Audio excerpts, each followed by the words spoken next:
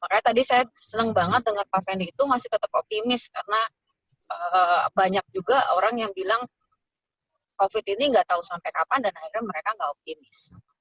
Gitu. Jadi makasih banget sih untuk bisa menginspirasi itu bahwa bagaimanapun kondisinya kita tetap harus berpikir baik ya Pak Fendi ya, gitu ya. Ya, berpikir positif. Kira-kira seperti itu ya, positif. Terus tadi Pak Fendi juga bilang bahwa ternyata di sekarang ada pasar yang belum tergarap. Jadi berarti kan kayaknya otak kita lebih dipaksa berpikir dan ternyata mampu ya untuk melihat peluang-peluang. Yes, Bahkan berarti betul bisa Coach. jadi COVID ini jadi peluang gitu ya buat kita tuh ada kalau kita mau ya Pak Fendi ya, gitu ya. Betul. Menjadi keberkahan lagi. Itu poin yang saya dapat sih dari jawaban Pak Fendi. Gitu. Itu bagus banget, makasih. Boleh tanya nggak Ya, Pak? silakan Satu Coach. lagi. Terus kalau misalnya kan kalau melihat saya ya kondisi realita kita di para UKM itu kan realitanya kondisi keuangan kita tuh pas-pasan banget. Gitu. Ya apa namanya bisnis saya pribadi juga kemudian bisnis teman-teman itu bagaimana Pak Fendi juga mensiasati misalnya untuk 1 tahun ke depan apakah pakai ada reserve atau gimana untuk ketahanan keuangan gitu Pak, bisa di-sharing untuk teman-teman karena kadang-kadang kita tuh deg-degan juga gitu masalah keuangan gitu Pak Oke, Fendi. siap.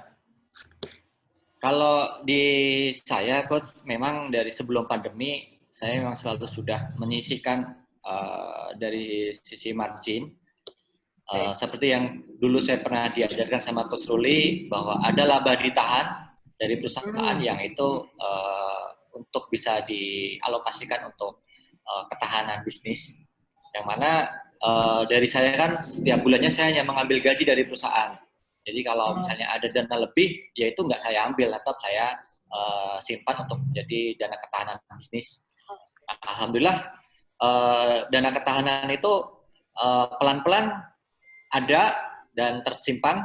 Akhirnya di saat kemarin kita kena krisis ya kita masih bisa untuk survive Coach gitu. Minimal untuk membiayai operasional perusahaan, membiayai piutang atau hutang-hutang perusahaan itu masih bisa dari dana ketahanan itu Coach.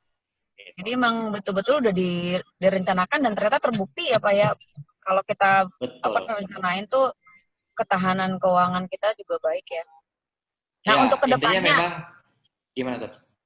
oh iya ya, kedepannya nih apakah ini tetap dilakukan Coach? Apa Pak Fendi? Misalnya kan tetap ada laba gitu. Apakah tetap akan melakukan juga saving juga walaupun dalam kondisi seperti ini?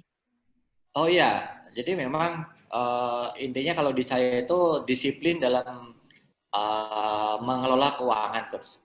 Jadi dana ketahanan ini kan fungsinya tidak hanya di saat ada pandemi, tapi nanti bisa dipakai kalau misalnya dana berlebih bisa dipakai untuk pengembangan usaha, diversifikasi usaha atau ya berbagai macam yang bermanfaat gitu, Coach.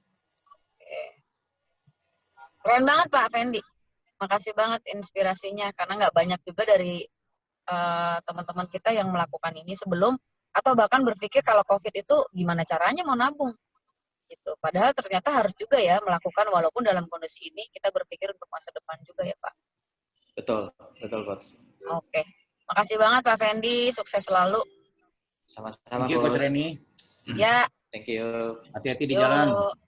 Ya, Ya, stay safe, stay healthy. oke insya Allah. Assalamualaikum.